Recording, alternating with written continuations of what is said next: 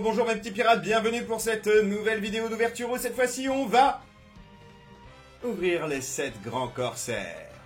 Comme d'habitude, hop, le petit couteau qui va bien, on ouvre doucement, hop là. Donc le deck Crocodile que j'attendais avec impatience, puisque comme vous devez le savoir maintenant, Crocodile c'est un petit peu genre mon chéri de l'univers de One Piece. Crocodile qui fait de la résistance, j'arrive pas à l'ouvrir.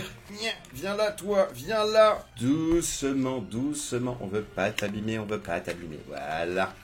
Hop, le petit tiroir. Et voilà, le deck qui se révèle devant nos yeux ébahis. Donc le leader Crocodile et Doflamingo, voilà. Alors il y a des reflets dans tous les sens parce qu'il y a les paquets, mais les paquets, on va les ouvrir tout de suite. Et voilà la première carte du deck, donc le leader qui, comme tous les autres leaders, est absolument magnifique.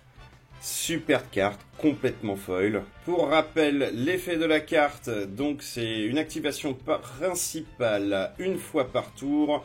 Vous remettez 4 cartes Dawn dans votre deck et vous pouvez retourner un personnage avec un coût de 5 ou moins dans la main de son propriétaire. Donc on rappelle, c'est un deck ultra contrôle qui permet de ramener pas mal de cartes dans la main de l'adversaire. Ou on peut le faire aussi dans sa propre main, mais l'utilité est assez moindre. Donc on passe tout de suite au Crocodile à 6000 de puissance. Vous pouvez le voir aussi complètement foil, complètement stylé de ouf. Donc pour rappel, c'est une carte bloqueur avec une puissance de 6000 donc. Et quand elle va bloquer, si elle est attachée d'une carte Dawn, vous pouvez placer un personnage avec un coût de 2 ou moins en dessous du deck de l'adversaire. Donc très efficace, très efficace, c'est cool. Bon, après les cartes de 2 ou moins, ça va pas être les cartes les plus fortes de notre adversaire, mais ça a au moins la faculté de mettre la carte en dessous du deck de l'adversaire, et donc il va pas la revoir de sitôt la carte. Donc vraiment cool comme effet, et puis bon, un bloqueur de 6000 quoi, c'est pas rien. Et on continue avec Gecko Moria. Gecko Moria qui n'est pas en full art, mais bon, c'est Gecko Moria, donc c'est pas grave, il est moche de toute façon. Donc quand cette carte est jouée, vous pouvez rajouter un des 7 puissants corsaires ou pirates de Thriller Bark avec un coût de 4 ou moins autre que Gecko Moria, donc autre que cette carte, depuis votre défausse à votre main. Plutôt pas mal, plutôt sympa comme effet, surtout que c'est une 5000, donc c'est une carte qui est capable de taper, c'est cool. On continue avec Mihawk. Mihawk qui a déjà une valeur de combo de plus 2000, ce qui rend la carte forte en soi. Donc Dawn x1, c'est une carte Dawn est attachée à Mihawk. Quand elle attaque, vous piochez 2 cartes et vous défaussez 2 cartes de votre main. Très bien. C'est une carte à 5000 qui est capable de taper l'adversaire aussi. Et elle vous permet de filtrer votre deck. Donc vraiment très cool. Et puis bon, voilà les cartes que vous défaussez. Vous pouvez potentiellement les ramener avec Gecko Moria. Très bien. Je souligne aussi que vraiment l'artwork est plutôt joli. Et on continue avec Sentomaru. Puissance de 4000, valeur de contre de plus 1000. Dawn x1, activation principale une fois par tour en mettant 2 cartes en inertie, 2 cartes Dawn en inertie. Donc son activation principale vaut 3. Il faut attacher une carte Dawn sous cette carte, puis en mettre 2 en inertie depuis sa zone de coup. Vous pouvez jouer un pacifista avec un coût de 4 ou moins depuis votre deck. Et mélanger votre deck, donc très fort parce que ça ramène une carte à 4 pour un coup de 3, et encore quand je dis un coup de 3, c'est pas vraiment le cas, parce que cette carte elle va être boostée à plus 1000, donc elle va atteindre une puissance de 5000, elle sera capable d'attaquer, c'est assez efficace. Et puis vous ramenez donc une carte de votre deck, donc ça filtre encore votre deck, et puis la carte elle tape, la pacifista, elle tape fort, donc vraiment cool comme carte. Voilà, une engine à elle toute seule, enfin combinée avec la pacifista forcément. Moi j'aime beaucoup cette carte. On passe maintenant au vilain Barbe Noire. J'ai nommé Marshall D. Teach. Valeur de 4, puissance de 4000, valeur de contre de plus 1000. Quand vous jouez cette carte, vous retournez un personnage avec un coût de 3 ou moins dans la main de son propriétaire. Très sympa, ça peut renvoyer beaucoup de cartes potentiellement des decks aggro, ou beaucoup de cartes tout court en fait sur le board adverse dans la main de son propriétaire. Ouais, c'est une bonne carte, c'est une très bonne carte, franchement, à ne pas négliger. Et on passe tout de suite aux cartes événements du deck et on commence avec Sable. Son activation principale donc veut retourner un personnage avec une valeur de 7 ou moins dans la main de son propriétaire. Donc très bonne carte parce que ça ramène des cartes qui ont coûté cher à notre adversaire et on lui renvoie dans sa main. Donc vraiment très très bien. Et sa capacité trigger est d'autant plus forte que vous activez cette activation principale gratuitement en fait. Vous la prenez dans vos points de vie, hop, vous la révélez à votre adversaire, hé, tu reprends une carte à 7 ou moins dans ta main.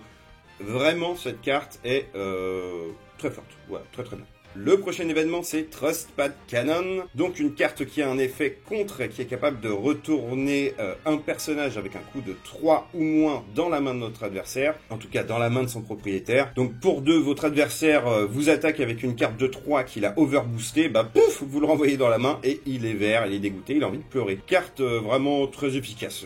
Vraiment, vous allez surprendre votre adversaire avec ça. Le deck de chapeau de paille n'aime pas. Et on passe tout de suite à Love Mellow. Donc pour 2, la dernière carte événement du deck. Effet contre, votre leader ou un personnage gagne plus 4000 de puissance pendant le combat. Ensuite, vous piochez une carte si vous avez 3 cartes ou moins dans votre main.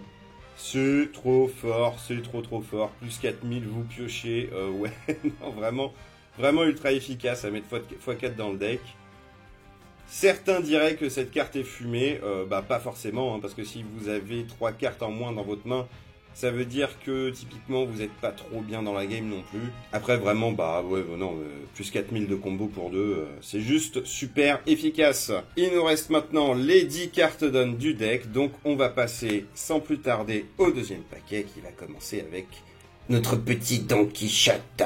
Donc, Don Quichotte a un coût de 7, hein, qui vaut un peu cher, mais, il a une capacité, quand joué, vous retournez une carte de 7 ou moins dans la main de son propriétaire. Donc c'est un body de 7000, donc c'est un énorme body que vous ramenez sur le terrain, et en plus vous gérez le board adverse.